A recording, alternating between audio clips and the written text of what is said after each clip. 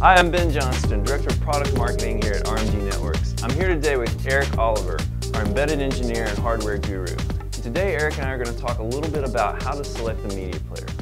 So Eric, like a lot of things in life, when you go to choose a media player, there are dozens of models to choose from. So how do people decide? There really are three main categories you need to consider when you're choosing a media player. Those include performance, your installation environment, and your budget. Performance level is really a function of your content needs. Are you pulling in dynamic data to create a complex dashboard layout? Or are you just showing videos in a loop? Are you building a video wall? These are all factors that will help determine the level of hardware and performance you require. So Eric, once you answer these questions, you can hone in on the CPU, storage, and memory requirements of your media player, right? That's right.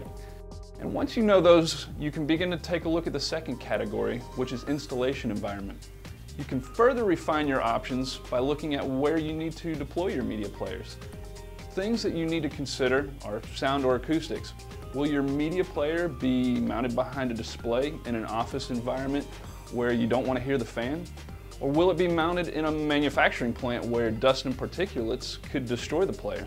And the answer to these questions should help you look more closely at things like a media player's supported operating temperature range, is it fanless, and does it support standard mounting configurations, right? That's right. So by now you should be able to get a pretty good idea of the player or the players that will work for you in terms of features and functionality. All that's left is to take into consideration is your budget. For example, if you're co-locating the media player with the displays, you'll need to consider your mounting options and where you're going to put that media player. But if you're running AV distribution, then you'll need to take into account the distribution transmitters, receivers, switches, and any cabling. You'll also need to consider the consistency of the network and your ability to support it. You don't want 20 different types of hardware and configurations out there to support.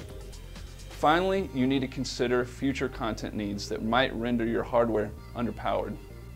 Thanks, Eric, and thank you for tuning in. Be sure to check out our website and blog for more great product information and technology tips from RMG Networks.